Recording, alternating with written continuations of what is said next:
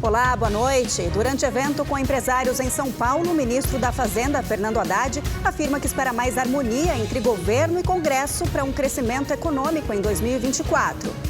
Os últimos preparativos para os desfiles de 7 de setembro em Brasília. Governadora do Distrito Federal aceitou reforço da Força Nacional. E você vai ver também. Ator Kaique Brito é atropelado no Rio de Janeiro. O estado de saúde dele é grave. Uma câmera de segurança registrou o acidente. Avião da Gol faz pouso de emergência no aeroporto Santos Dumont, no Rio de Janeiro, depois de fumaça branca invadir parte interna da aeronave. 102 passageiros estavam a bordo.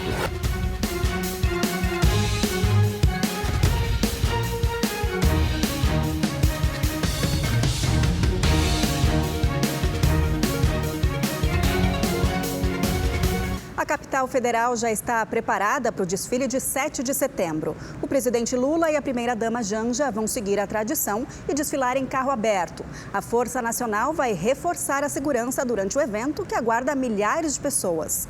Foi debaixo de sol forte que o último ensaio para o desfile da Independência em Brasília foi realizado. Militares das Forças Armadas e do Corpo de Bombeiros ajustaram os detalhes. A banda do Exército mostrou que já está afinada para o 7 de setembro.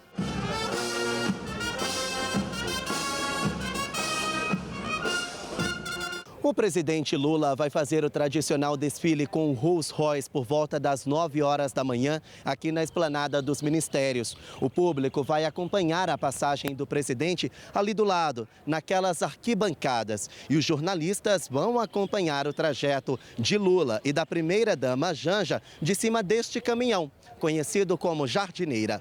A previsão é que o Rolls Royce com Lula e Janja passe pelo Palácio do Planalto, pela Praça dos Três Poderes e pelo Congresso Nacional, num ato simbólico em reverência à democracia. Tanques de guerra, caminhões e viaturas também vão demonstrar o poderio militar brasileiro. O público estimado nas arquibancadas é de 6.000 pessoas. Chefes de Estado ficarão nessa tenda, ao lado de Lula. A esplanada dos ministérios estará fechada e quem for acompanhar o desfile será revistado. Ninguém poderá entrar com objetos que possam causar lesão corporal, como mastros, garrafas e, claro, armas de fogo e facas. O governo federal colocou a Força Nacional à disposição da Secretaria de Segurança Pública. A governadora em exercício do Distrito Federal, Celina Leão, aceitou o reforço e criou um comitê para definir como será a atuação das forças de segurança. Esse comitê funcionará como uma integração de informações. A primeira reunião já está marcada para segunda-feira, 10 horas da manhã, será coordenado pela Secretaria de Segurança Pública, né? Há um convite para todo o governo federal participar, aqueles órgãos que acham importante se fazerem presentes também naquele momento, mas é mais para alinhamento de informações, conhecer o nosso planejamento estratégico. Eu tenho plena confiança na Polícia Militar do Distrito Federal, na Polícia Civil, nas forças de segurança do Distrito Federal, plena confiança aqui na condução do governo do Distrito Federal. Então a gente vai fazer uma bela festa com absoluto conforto e segurança para todas as famílias do Distrito Federal. O ministro da Fazenda, Fernando Haddad, participou hoje de um evento com empresários em São Paulo. Durante o encontro, ele falou dos trabalhos da pasta ao longo dos primeiros 8 meses de governo, sobre as perspectivas para o segundo semestre e também para 2024. Reforma tributária, arcabouço fiscal, orçamento e dólar abaixo dos R$ 5 foram discutidos. Fernando Haddad avaliou como um milagre a economia brasileira ter capacidade de crescer 3% ao ano com a taxa de juros acima dos 10%. Fico com dificuldade até em explicar para um economista estrangeiro como é que a nossa economia cresce 3% com taxa real de juros de 10%.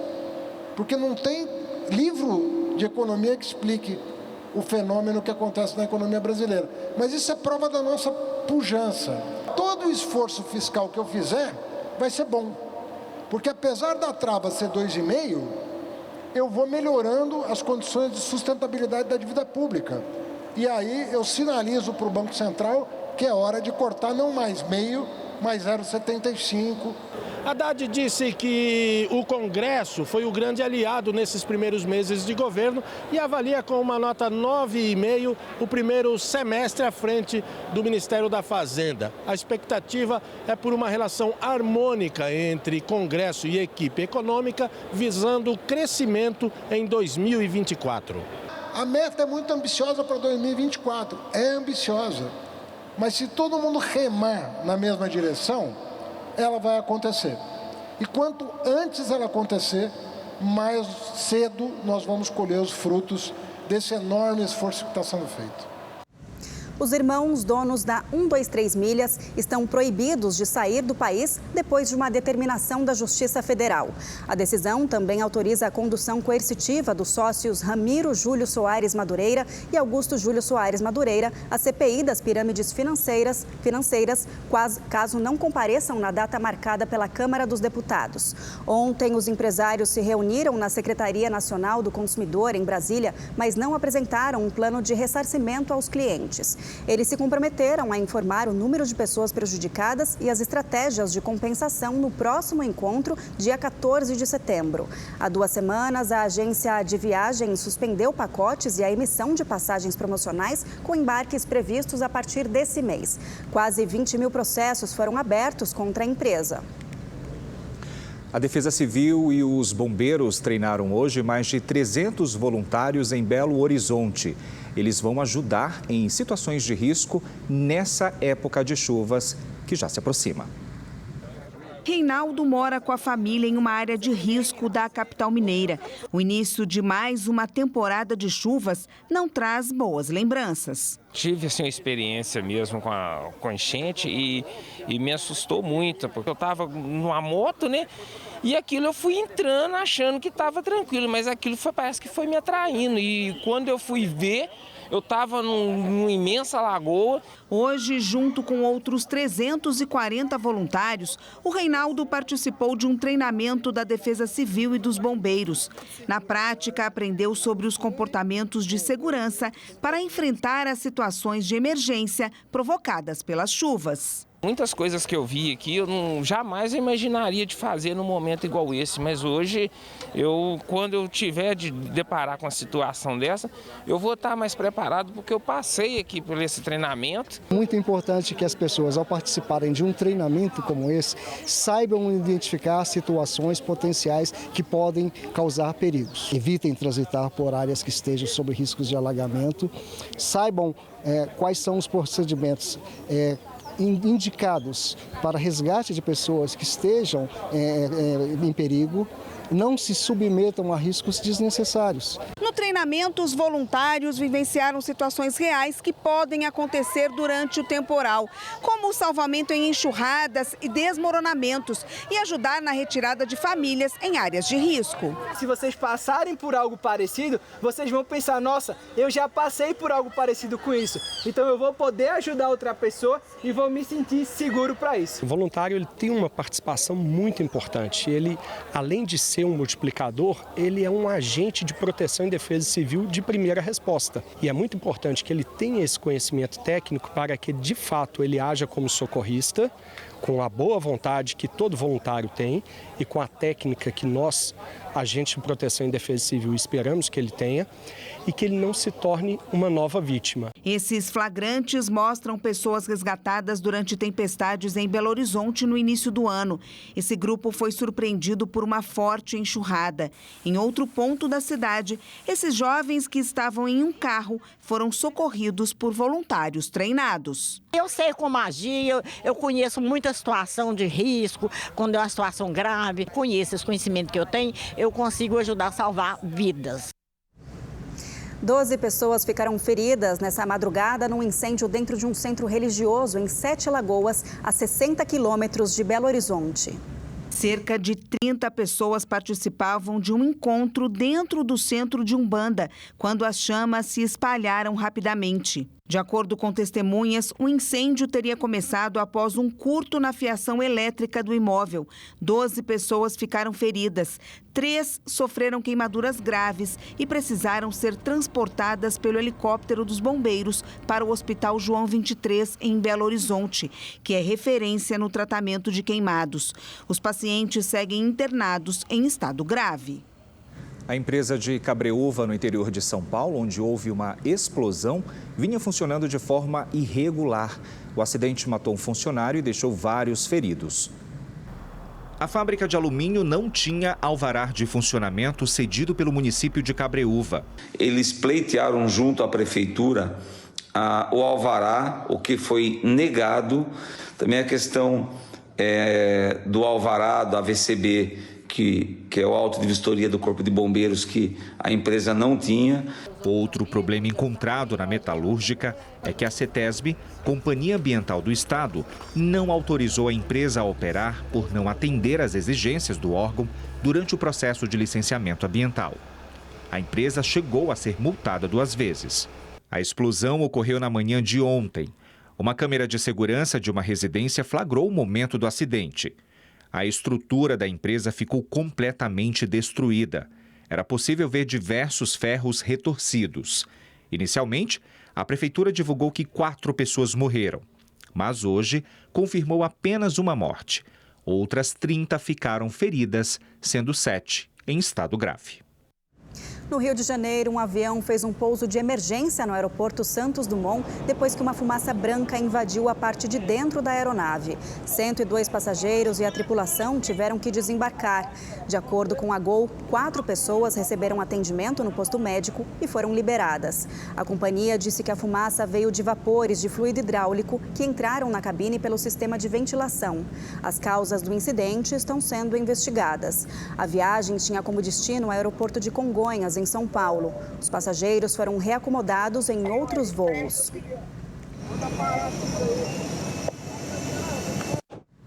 Que susto, hein? Olha, pelo menos 7 pessoas morreram num engavetamento na BR-277 entre Curitiba e Ponta Grossa, no Paraná. O acidente envolveu dezenas de veículos, entre carros e caminhões. Um deles transportava geladeiras e pegou fogo. O trânsito foi totalmente interditado. Segundo testemunhas, chovia no momento do acidente. As causas serão investigadas. Olha, o ator Kaique Brito, de 34 anos, foi atropelado durante a madrugada no Rio de Janeiro. O estado de saúde dele é grave. A imagem de uma câmera de segurança mostra quando o ator atravessa correndo e é atingido pelo carro. O acidente aconteceu no começo da madrugada, na orla da Barra da Tijuca, zona oeste do Rio. Kaique Brito estava com amigos em um quiosque. O ator foi levado para um hospital público da Zona Sul e, à tarde, ele foi transferido para uma unidade particular. Amigos e familiares visitaram Kaique. Muito emocionada, a irmã, a também atriz Stephanie Brito, demonstrava fé na recuperação. O filho dele, a nossa família estão esperando ele voltar e daqui a pouco é ele que vai estar aqui falando com vocês. De acordo com a Secretaria Municipal de Saúde, o estado de Kaique Brito é grave.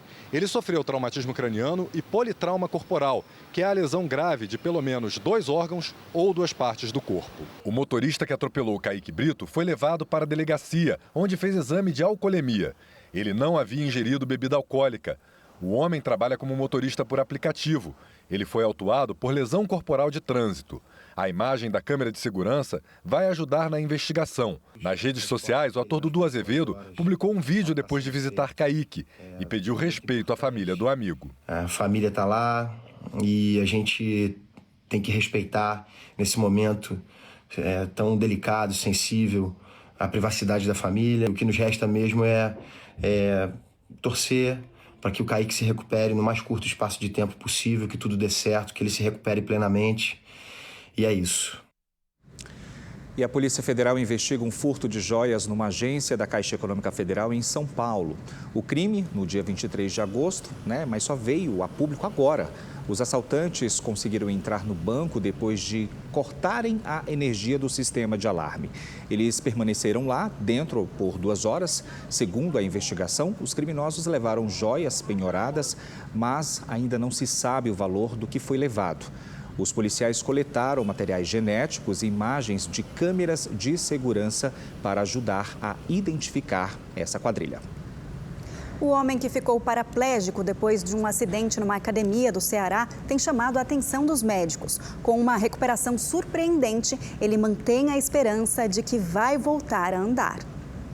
O acidente do Regilânio tirou dele os movimentos da cintura para baixo, mas de maneira inesperada, o motorista de aplicativo voltou a sentar poucos dias após a cirurgia e, para a surpresa dos médicos, começou a ter sensibilidade nas pernas. Eu só me sentia do umbigo para cima. Após a cirurgia já comecei a sentir os quadril. Aí começou as fisioterapia. O processo da enfermeira, aí já começou a sensibilidade descer. Hoje ela se encontra na parte da coxa, aqui no meio da coxa eu já sinto a sensibilidade. E nessa recuperação a fisioterapia é essencial. Hoje o trabalho da fisioterapia é muito importante para que a gente possa trabalhar com ele, né? A parte da musculatura, a parte da cinesiologia propriamente dita. O nosso trabalho também é para que ele tenha esse ganho de sensibilidade, é um dos nossos objetivos, né? Regilânio sofreu uma lesão gravíssima no início de agosto. Um aparelho com 150 quilos de carga caiu sobre a coluna dele. Ele precisou passar por uma cirurgia de urgência e, na avaliação dos médicos, tinha menos de 1% de chance de voltar a andar. Porque os médicos não esperavam. As chances que eles me davam eram muito poucas. No começo eles me davam 1% negativo, não era 1% de chance, era negativo. Depois, após a cirurgia, eles me deram 0,5% de chance. E hoje o procedimento dos fisioterapeutas, graças a Deus, está bem avançado. Eu estou bem feliz mesmo. Regilânio está tão animado com a recuperação que já faz planos para quando voltar a andar. Se alguém pensa que ele ficou traumatizado, apreensivo com a academia, está enganado. No topo das prioridades dele está o retorno à rotina de malhação. Eu vou lutar com unhas e dentes para voltar a andar. E voltar às minhas atividades físicas, que é na academia, que eu sempre frequentei academia, e meu trabalho, os trabalhos que eu fazia, e sempre eu trabalhei. E é isso. A minha intenção é essa, é voltar a andar e voltar às minhas atividades físicas. Nós acreditamos que ele sim terá uma chance, mas isso é algo a longo prazo. A gente fica aqui na torcida. No Rio de Janeiro, esse sábado foi o dia D da campanha de multivacinação para crianças e adolescentes. Apreensiva, Marina fechou os olhos para não ver a agulha. Foram 2 vacinas, contra a gripe e Covid-19. O Covid mata, então vamos cuidar. No dia D da campanha de imunização, mais de 25 tipos de vacinas estavam disponíveis nos postos para crianças e adolescentes de até 14 anos. A Eloá, de 11, já está com a caderneta de vacinação em dia. Só faltava o reforço contra a Covid. A vacinação é muito importante, né? Previne doenças, ajuda, tem que vacinar. A campanha vai até o dia 15. São mais de 200 pontos pela cidade. A expectativa é vacinar mais de 1 milhão de crianças e adolescentes. Todos os pais responsáveis estão convocados a levarem as suas crianças para conferir a caderneta de vacinação. Uma forma da gente proteger as nossas crianças e proteger o nosso coletivo. Os adultos também puderam se imunizar. Dona Sebastiana atualizou o cartão com as vacinas contra o tétano e a hepatite B. Eu tomo minhas vacinas, estou com minhas vacinas todo dia, tendo a vacina, eu estou tomando, eu nunca paro de tomar vacina. O reforço da Covid com a bivalente que protege contra a cepa original e as subvariantes também está disponível para maiores de 12 anos. Dados do Instituto Todos pela Saúde mostram que a taxa de positividade de casos da doença dobrou em um mês, indo de 7% para 15,3%. 3 casos da subvariante EG5, conhecida como Eris, foram identificadas no estado. Até o momento, não há nada que nos diga que ela evoluirá com forma mais grave ou será completamente evasiva das vacinas. Então, o que nós temos hoje que fazer de melhor é manter nossas vacinas em dia. A Polícia Federal encerrou hoje a Operação Draga Zero, uma das maiores ações contra o garimpo ilegal no Amazonas. Ao todo, 302 balsas usadas por garimpeiros foram destruídas e queimadas. Em 12 dias, os agentes percorreram 1.500 quilômetros no Rio Madeira para combater danos ao meio ambiente e à saúde pública. Com o apoio do IBAMA e a ajuda de satélites, os policiais federais encontraram muitas balsas. A prática do garimpo na região causa a contaminação do rio por mercúrio e cianeto, além, claro, de interferir na cultura de povos, como a invasão de garimpeiros nas áreas indígenas. E na próxima segunda-feira tem novidade aqui na Rede TV. Sucesso em vários países e plataformas, os romances asiáticos, conhecidos como doramas, chegam pela primeira vez na programação da Rede TV.